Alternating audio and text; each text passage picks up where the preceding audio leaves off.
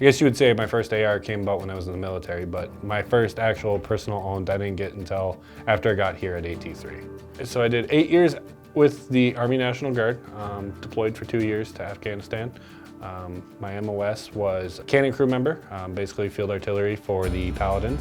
So why do I buy from AT3? The greatest answer to that is the customer service. When Zach founded the company, he knew it wasn't going to be something that would take off right away. He knew that the way to make a company grow and succeed was with customer service. And you know, myself and the other individuals who handle the customer service take that to heart. We want to be the best in that way.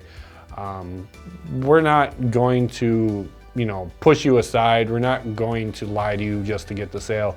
We're going to be honest with you, and we're going to help you figure out what you actually need for your platform. We all have a lot of expertise. Like mine, I have a heavy knowledge with the military. I've taken and reassembled ARs many times over. And I also dove into it. Like I dug my way through trying to figure out to make sure when I built my first one, it was going to be exactly what I need. And that's basically how it is for everyone on the customer service team. We're very passionate about it, and we want to make sure that we can share our knowledge and our passion.